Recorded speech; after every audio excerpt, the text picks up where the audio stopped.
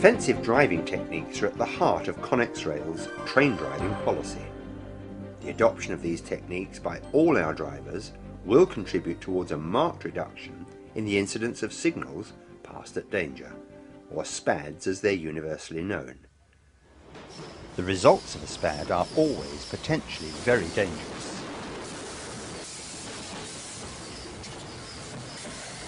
One thing's certain, no driver would be involved in a SPAD voluntarily. So what can we do to minimise the risks? Well, one area of risk, particularly to the less experienced driver, is that arising from poor rail condition.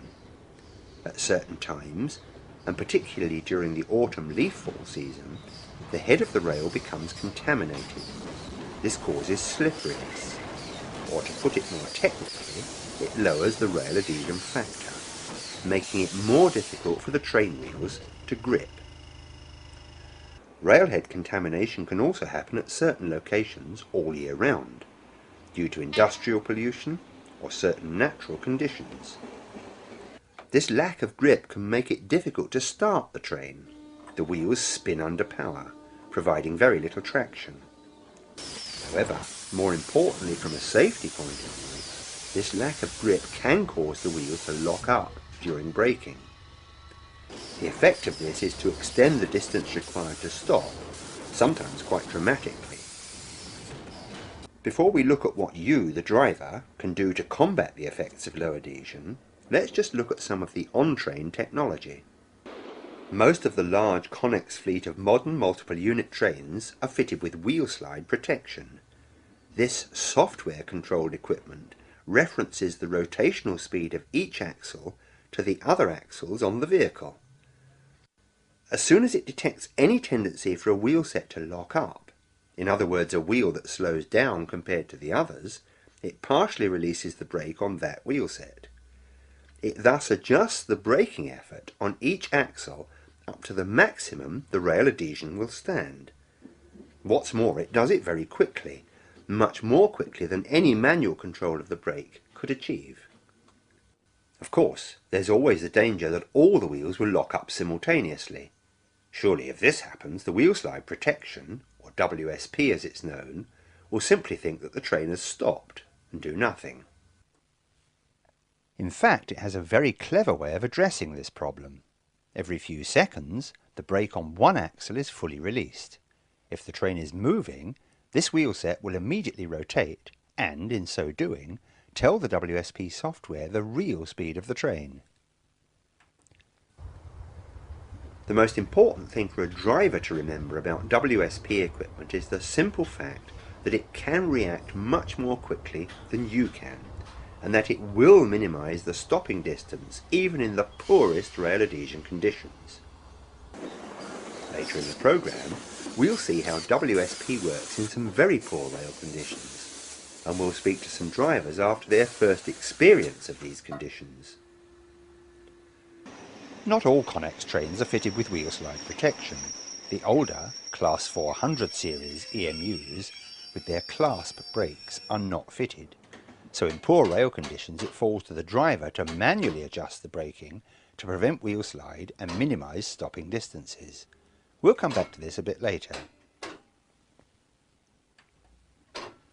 Some of the more recent types of multiple unit train, for example the Class 508 and the new Class 375, are also provided with sanding equipment.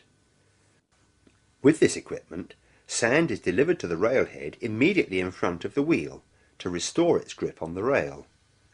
The application of sand is controlled by the WSP equipment when the brake controller is placed in step 3, or emergency.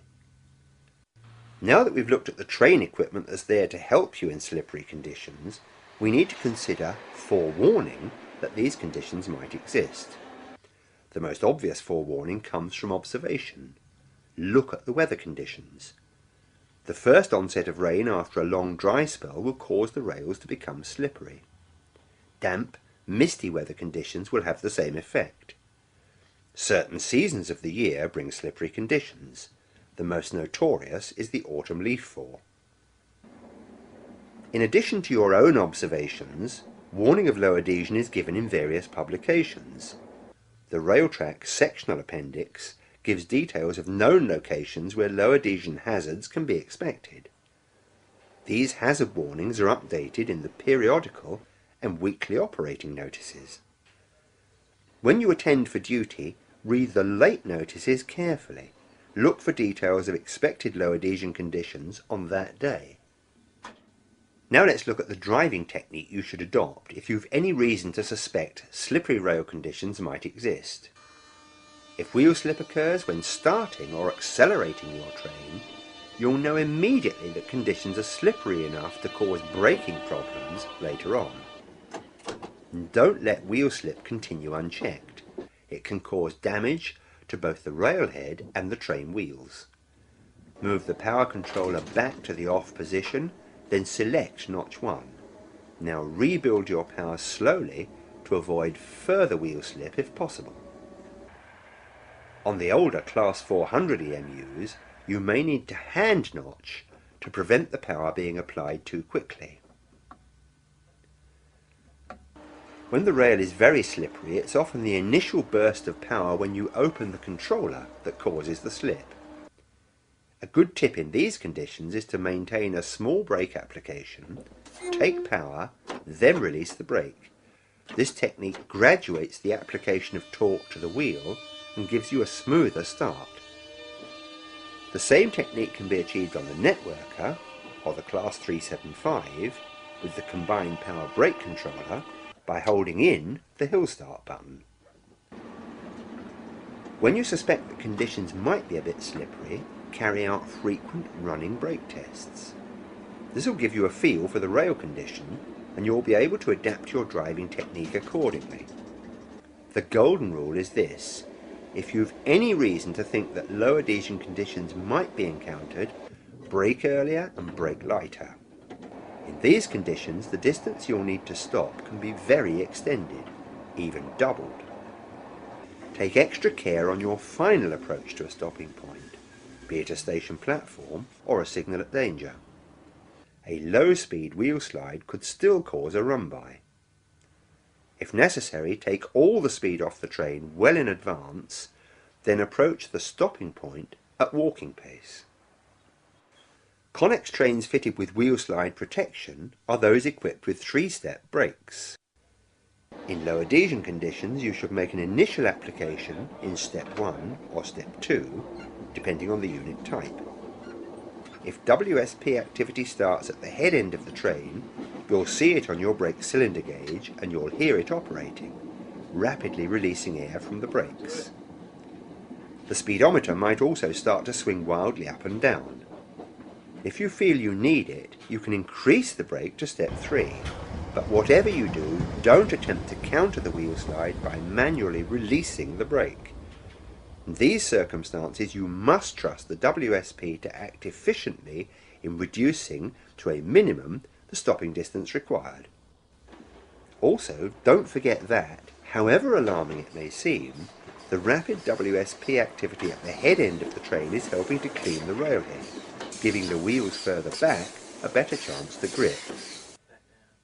If you start fanning the brake yourself, you'll only confuse the WSP equipment and take much longer to stop. The older Connex trains are equipped with the Westinghouse automatic air brake combined with the non-automatic electro-pneumatic brake, known as the EP brake. These trains don't have wheel slide protection, so if you begin to experience wheel slide, you'll need to partially release the brake to get the wheels rotating, then reapply. In other words, the action you take with these older trains is the exact opposite of that for WSP-fitted disc brakes. Manual adjustment of the brake to counter the tendency for the wheels to slide. Finally, with all types of unit, if your stopping distance is becoming very extended and you're in danger of overrunning a station platform or passing a red signal, make an immediate emergency brake application and leave the brake controller in this position until the train has stopped. Now it's time to join our first group of drivers at Ockley. The technicians from AEA have created a simulation of low adhesion conditions by contaminating the railhead. This will give our drivers their first chance to experience train handling in conditions that would normally be quite dangerous. Here, of course, we're the only train on the line, so the training can be undertaken in complete safety. Before the first driver takes the controls, the group is briefed by a driver standards manager.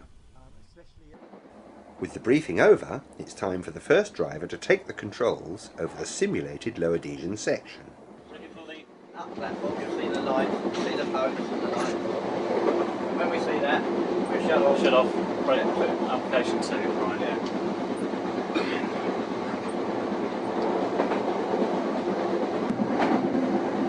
Right, see the platform? Yep.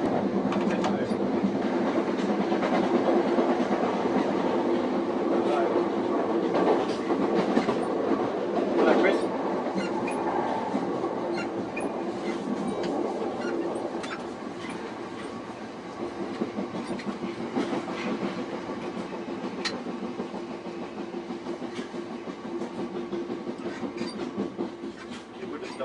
That works. You would have stopped.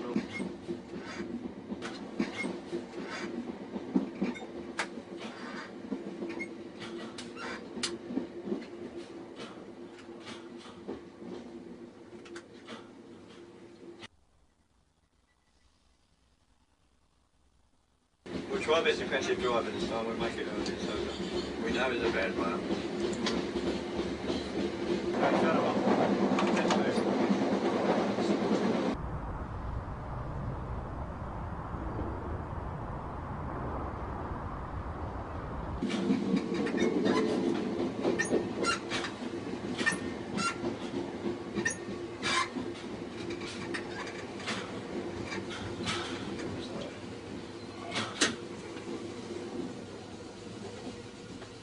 Bit of defensive driving, we'll manage it.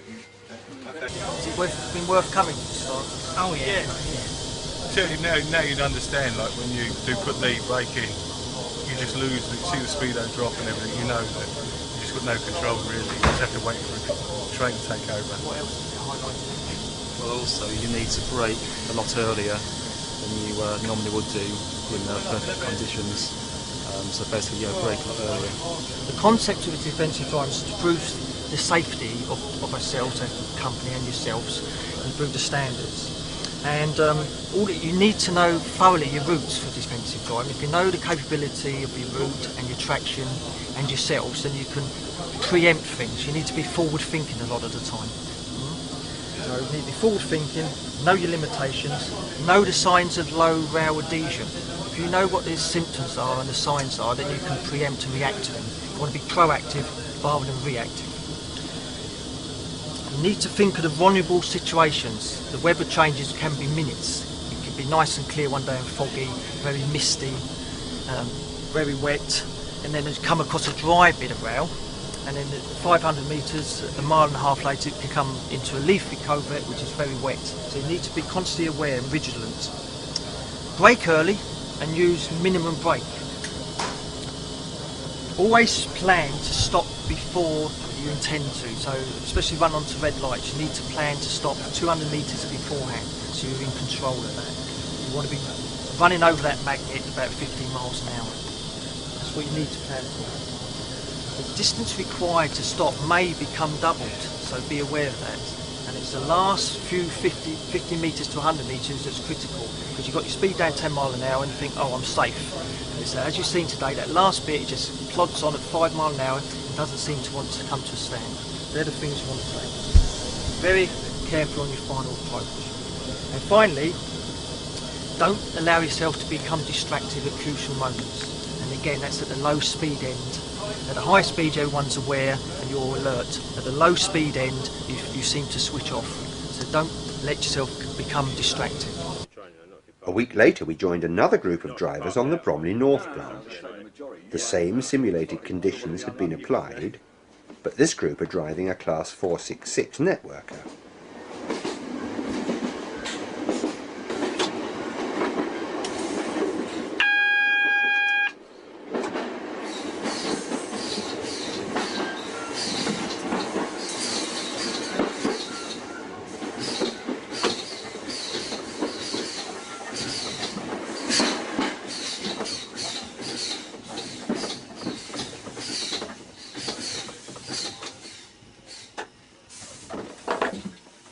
We've now spent 2 hours up on the Bromley North branch experiencing the WSP, how it works, all the noises, the sounds, the actions of the train, the braking technique, the styles. Have you enjoyed your sessions here? Have you learnt anything from it? It's nice to know what to expect out there come the lethal season.